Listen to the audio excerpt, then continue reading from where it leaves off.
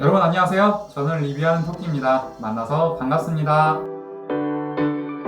오늘은 바로 이 책입니다. 뼈있는 아무 말 대잔치, 이 책을 가지고 함께 리뷰해 보려고 하는데요. 이 책의 저자는 정말 유명하신 분들이에요. 사회적 기업인 체인지그라운드의 투탑 신영준 박사님과 고영성 작가님인데요. 이미 두 분이 완벽한 공부법, 일치월장이라는 책을 공동 집필하시고 많은 청년들에게 꿈과 학습에 대한 동기부여를 엄청 많이 해주셨어요. 이전 저서들을 통해서도 게으른 청년들을 향한 꽤나 묵직한 팩트 폭격을 했었는데 그럼에도 불구하고 행동하지 않고 고민만 하는 청년들이 너무 많다고 느끼셨나봐요. 그래서 바로 이 책, 뼈있는 아무 말 대잔치로 영혼의 팩폭을 또 한 번 하셨습니다. 저는 이 책을 단순한 성장 에세이가 아닌 때로는 따끔하지만 정이 뚝뚝 묻어나오는 조언집이라 말하고 싶습니다. 여러분, 어떤 책이든 책을 읽기만 하고 덮으시면 안 됩니다. 저자가 전달하고자 하는 메시지를 여러분의 말로 한 문장 또는 한 단어로 정리할 수 있어야 합니다. 그래야 여러분만의 관점과 기준이 생기거든요. 제가 뼈아들을 읽고 뽑은 키워드를 들어보시고 여러분도 여러분만의 키워드를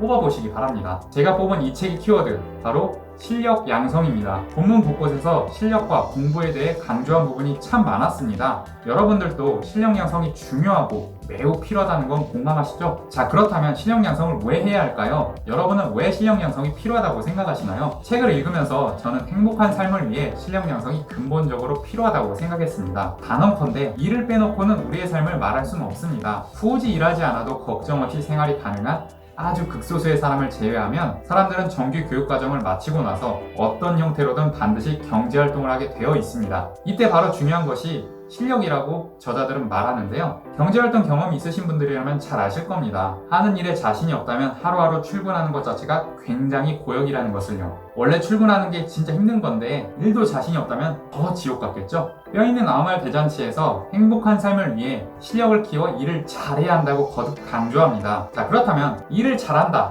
이것의 의미는 무엇일까요? 자, 머릿속에 한번 떠올려 봅시다. 소위 일을 잘한다고 칭찬받는 사람들 있잖아요. 그런 사람들은 어떤 모습인가요? 지금 당장 딱 꼬집어 말하기는 어려워도 그 사람들의 특징은 아마 대동소이할 겁니다. 그럼 책에서 말하는 일을 잘한다의 의미를 한번 살펴보겠습니다. 첫 번째, 충실한 기본기입니다. 여기서 말하는 기본기란 논리가 뒷받침되어 있는 말하기, 듣기, 읽기, 쓰기, 즉 논리적인 의사소통 능력입니다. 여기에 업무 분야에서 직접적으로 활용할 수 있는 전공 지식까지 갖추고 있다면 금상첨화겠죠? 제가 모셨던 상사분 중에도 능력이 정말 뛰어나신 분이 계셨는데요. 고객이랑 미팅할 때도 논리에서 전혀 밀리지 않았고 정말 설득을 잘 하시는 분이었어요. 문서도 정말 잘 쓰시는 분이었기 때문에 앞서 말한 논리적인 의사소통 능력을 잘 갖추신 분이었죠. 학사 전공이었던 경영학 지식을 업무에도 적재적소에 정말 잘 활용하셨고요. 책에서 충실한 기본기를 강조하니까 저는 이분이 생각이 났습니다. 여러분 주변에는 이렇게 기본기가 충실하신 분이 계신가요? 그게 여러분일 수도 있겠죠? 두 번째, 꼼꼼한 디테일입니다. 일의 성과는 처음에는 노력한 만큼 올라가지만 어느 순간이 되면 성과의 포화 구간에 진입하게 되고 이때부터는 디테일에서 승부가 갈린다고 책에서 말합니다. 저도 이 말에 격하게 공감하는데요. 제가 회사에서 보고서를 정말 많이 쓰는 부서에서 일했던 적도 있었거든요. 그때 제 상사분들은 보고서 오탈자는 당연히 기본이고 흔히 왁구라고 하죠. 보고서 형식을 정말 중요하게 생각하셨어요. 심지어 보고서 줄바꿈하는 것도 굉장히 많이 고민을 했었어야 했습니다. 예를 들어 리뷰하는 토끼가 점심에 삼겹살을 구워 먹고 저녁에는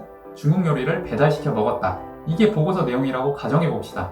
문서 타이핑을 했을 때 이 내용이 한 줄에 다 끝나면 가장 좋겠지만 애매하게 리뷰하는 토끼가 점심에 삼겹살을 구워 먹고 저녁에는 여기까지가 한 줄로 쓰여지고 중국 요리를 배달시켜 먹었다 다 다음 줄로 넘어가면 어떻게 됐든 이거를 한 줄로 줄이거나 두 줄로 꽉 채워 늘려서 보기 좋게 만들었어야 했습니다. 내용상 하자는 전혀 없었는데 말이죠. 그 이유는 정말 간단했습니다. 보고서를 읽는 독자, 즉 임원들이죠. 임원들이 눈으로 보고서를 읽을 때도 호흡이 끊기지 않아야 이해가 잘 된다고, 그래야 의사결정도 빨리 내릴 수 있다 라는 이유 때문이었습니다. 아니 무슨 이런 디테일까지 챙겨야 하나 정말 답답했는데요. 솔직히 호흡 끊기는 것까지 신경 쓰다 보니 보고서에 공수가 엄청 많이 들기는 했거든요. 그런데 거기서 계속 일하면서 알게 된 사실은 그렇게 디테일을 잘 챙긴 보고서는 빠른 의사결정의 트리거로 정말 잘 활용이 되었다는 겁니다. 자, 여러분은 디테일을 잘 챙기시나요? 일 잘하는 사람이 되는 첫 경, 바로 꼼꼼한 디테일입니다. 세 번째, 빠른 스피드입니다. 뼈아대에서는 변화에 잘 대응하고 피드백을 열심히 구하는 사람이 일을 잘한다고 했는데요. 달라진 환경에 바로 적응하고 고객이나 상사의 정확한 니즈를 파악하기 위해 피드백을 서슴지 않고 구하는 사람, 이런 사람에게는 기본적으로 빠른 스피드가 탑재되어 있습니다. 그래서 책에서는 스피드라고 명시되어 있지는 않았지만 제가 스피드를 키워드로 뽑아봤고요. 제 회사 동기 중에도 정말 빠른 스피드를 가진 친구가 있었습니다. 부여된 업무가 정말 많았는데 빠르게 처리하고 중간중간 팀장님께 진척사항 레포팅도 하고 제 차 가이드를 받아서 깔끔하게 일을 마무리 짓는 친구였어요. 이른바 슈퍼 직장인이었죠. 동기였지만 저도 덕분에 많이 배웠고요. 이 친구의 빠른 일 처리 능력은 정말 탁월했습니다. 여러분 주변에도 이렇게 손이 빠른 사람이 있나요? 자기보다 능력이 뛰어난 사람들과 함께하다 보면 솔직히 주눅이 들 때도 있는데 배우려는 자세를 가지면 어느새 그런 능력자들과 동화돼서 상향평준화되는 것도 느낄 수 있습니다.